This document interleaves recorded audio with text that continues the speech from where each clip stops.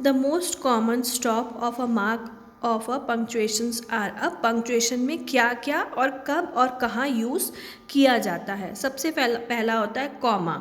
अब आपको पता है कॉमा आप सब जानते हैं, कॉमा हम यूज़ करते हैं इंग्लिश के सेंटेंस में, दिस इज कॉल्ड कॉमा। उसके बाद होता है द सेमी कॉलन, एक डॉट और नीचे comma, that is called semicolon. Colon मतलब दो dot, that they are called colons. Full stop, ये आपको पता है एक डॉट होती है जो नीचे की तरफ लगती है, that is called full stop. The question mark, question mark का मार्क आप सबको पता है, जब कोई क्वेश्चन किया जाता है या पूछा जाता है, that is called question mark. The mark of exclamation, एक स्टैंडिंग लाइन के साथ नीचे dot. The quotation mark, quotation mark मतलब ऊपर दो एपोस्ट्रॉफी के साथ जो मार्क होता है वो होता है कोटेशन मार्क। अब इन सब का हम मीनिंग देखते हैं। The comma indicate the shortest pause it is used. Comma का मतलब शॉर्टेस्ट पॉज, जब बहुत सारी चीज़ें एक ही कैटेगरी की हैं पर अलग अलग है, जैसे फ्रूट्स का नाम लिखना है या किसी स्टेशनरी में किसी चीज़ों का नाम लिखना है, सब्जेक्ट का नाम लिखना है, पर वो हैं एक ही कैटेगरी के चीज़ पर अलग अलग हमें उनको बोलना है, तो हम कॉमा का यूज़ करते हैं। जैसे we bought apples, oranges, banana and grapes. मान लीजिए हम 4 फल लाते हैं, लेकर आए हैं, तो हम उनको कंटिन्यूशन में नहीं लिखेंगे, हम उनको ऐसे कॉमा दे दे के लिखेंगे, और जब आखिरी जो फ्रूट बचेगा तो उसमें हम एंड लगाते हैं, और ग्रेप्स।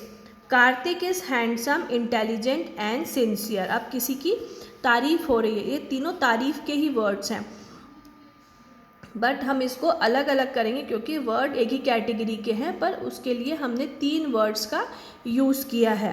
कार्तिक इज़ हैंडसम, वो अच्छा भी दिखता है, इंटेलिजेंट भी है और सिंसियर भी है।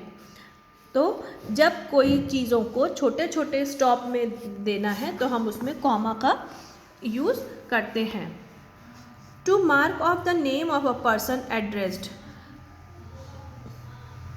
कई बार नाम के बाद में भी हम कॉमा लगाते हैं क्योंकि हम उसको जिसको एड्रेस कर रहे हैं, मतलब जिसके लिए हम कुछ बोल रहे हैं, जैसे यहाँ है मयंक कम हियर, तो मयंक के बाद क्या लगा, कॉमा। मयंक एक पर्सन है, स्पेशली हम उसको बुला रहे हैं, और इसलिए उसके बाद में हम उसको मार्क, मतलब किसी जब स्पेसिफिक कुछ है तो उसको मार्क करने के लिए भी हम कॉमा लगाते हैं। To set off the phrases in a position, Mr. Mathur, the principal of the school, addresses the student. अब to set of the phrases in a position, मतलब जो कुछ इम्पॉर्टेंट चीज़ है किसी सेंटेंस में, उसको भी हम क्लियर करने के लिए, उसको हाईलाइट करने के लिए भी कॉमा का यूज़ करते हैं।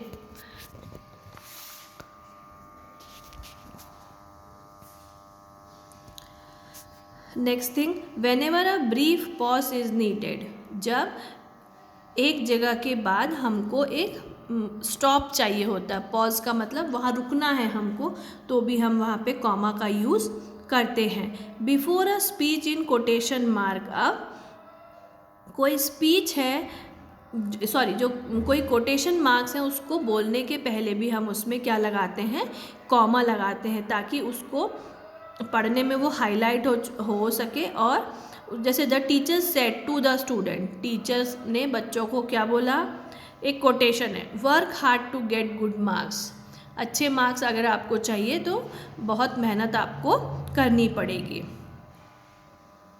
Other one is the semicolon, जब आपने देखा एक डॉट और नीचे कॉमा है, that is called semicolon. Semicolon marks a greater pause than the indicated by the comma. Comma हम हर वर्ड के बाद लगाते हैं, पर सेमी कॉलन हम वर्ड के बाद नहीं लगाते हैं। इसमें जो एक छोटे सेंटेंस के बाद या 2 वर्ड का जो सेंटेंस होता है उसके बाद जनरली, या 3 वर्ड के सेंटेंस के बाद हम सेमी कॉलन लगाते हैं।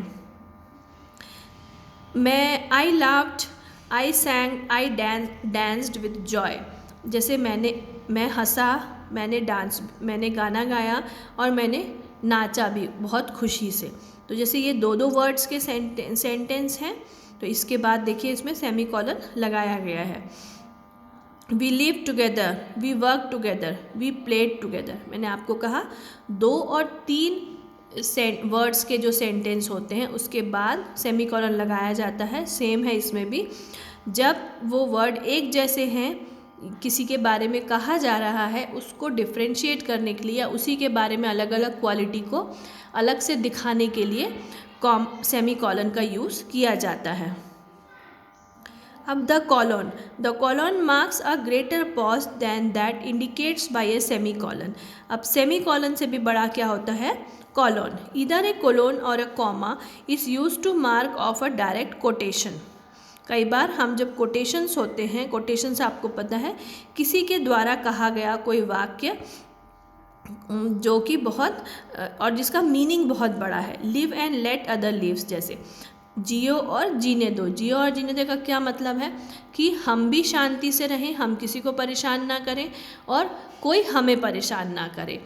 और ये सिर्फ बहुत सारी चीज़ों के लिए जियो और जीने दो हम वेजिटेरियंस और नॉन वेजिटेरियंस के लिए भी यूज़ करते हैं कि आप किसी को ना मारें, शांति से उस जानवर को जीने दें और आप भी जिए। मतलब ये बहुत जगह पे इस कोटेशन का यूज़ होता है, और जहाँ पे कोटेशंस होते हैं वहाँ पे कोलोन लगाया जाता है। और कॉलन जहाँ लगाया जाता है उस वर्ड, वो सेंटेंस छोटा सा होता है पर उसका मीनिंग बहुत ज़्यादा बड़ा होता है। Now it is almost universal to set off a direct quotation by a comma rather than by a colon. अब पर क्या हो गया है? To set off a direct quotation by a comma. अब पर कॉमा के बाद डायरेक्ट कोटेशन लिखने का चलन है सेमीकोलन के कोलोन के साथ। अब the full stop indicates the longest pause. Full stop क्या होता है? जब एक पूरा सेंटेंस कंप्लीट हो जाता है, जो भी आप कहना चाह रहे हैं वो वाक्य जब पूरा हो जाता है, हम उसके बाद क्या लगाते हैं? फुल स्टॉप का यूज़ करते हैं। Ocean are full of water, do a kind deed every day. It is used after initial और एब्रीवेशंस। कई बार ये इनिशियल्स और एब्रीवेशन, कई बार नहीं, हमेशा ही इनिशियल्स और एब्रीवेशन के बाद भी यूज़ किया जाता है। जब कोई सेंटेंस आप कह रहे हैं वो असर्टिव हो या इम्परेटिव हो, उसके बाद भी फुल स्टॉप लगाया जाता है। पर फुल स्टॉप तभी लगाया जाता है जब पूरा आपके द्वारा कहा जाने वाला वाक्य, एक मीनिंगफुल वाक्य पूरा हो जाता है। अब आते हैं question mark. Question mark, you are very clear. Question mark कब लगाया जाता है? जब हम किसी से कुछ पूछते हैं, कुछ क्वेश्चन करते हैं। Have you taken your dinner, when did you come, what's your name, where are you going, when will you come back.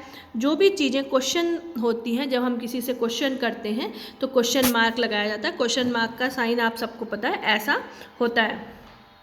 अब द कोटेशन मार्क और inverted commas are use to set off actual words used by a speaker. अब देखिए कई बार क्या होता है, जो quotation marks होते हैं, जो कोटेशन मार्क्स ऐसे जो ऊपर 2 कॉमा जैसा लगाया जाता है, ये कब लगाया जाता है? जब कोई वाक्य किसी स्पीकर के द्वारा कहा गया हो, किसी बोलने वाले के द्वारा कहा गया हो और आपको उसको हाईलाइट करके बताना है।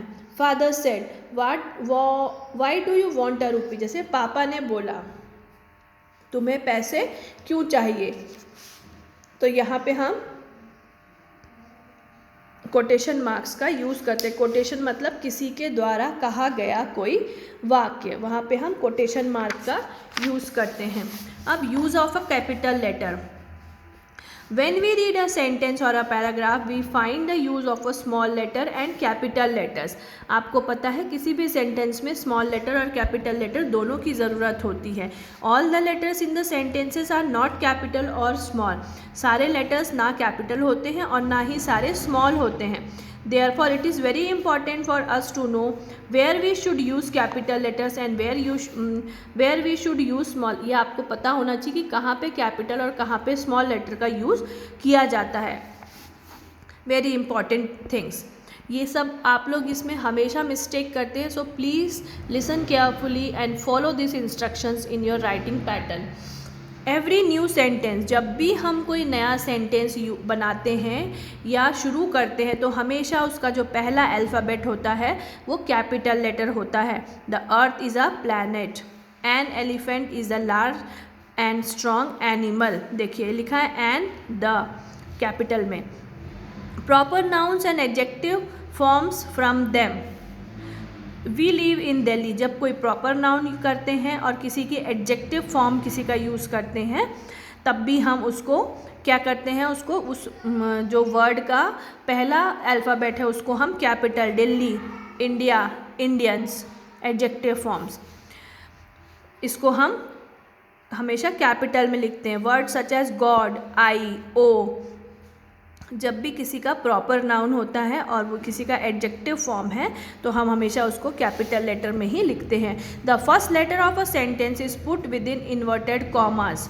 द टीचर सेड, अगर इन्वर्टेड कॉमा में भी कोई पहला सेंटेंस लिखा जा रहा है तो वो भी क्या होगा, हमेशा कैपिटल लेटर्स में ही होगा। The first word of every new line of a poem, poem का पहला जो वर्ड होता है, भले वो पोएम कंटिन्यूशन में चल रही है, पहली लाइन पोएम की ख़त्म हुई, सेकेंड लाइन होगी फिर कैपिटल, थर्ड लाइन होगी फर्स्ट अल्फ़ाबेट फिर कैपिटल। पोएम का हर पहला जो अल्फ़ाबेट होता है वो कैपिटल लेटर्स का ही होता है। Okay, so fifth class, do this page number 18 as a homework. I have explained you the whole chapter of punctuation, so please do this. Page number 18 of your grammar book. Do it in your copy. This same video is for 7th also.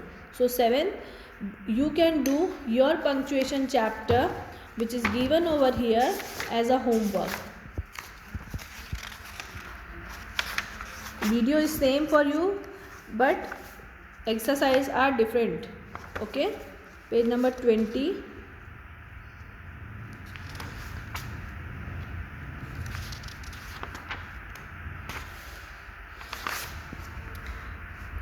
For 7th class you can do exercise 20, page number 24 and 25 for 7th class. Video is same for both the classes because punctuation is same in 5th and 7th, the chapters are same. Okay, बस exercise different है तो आपको ये exercise अपनी copies में करनी है।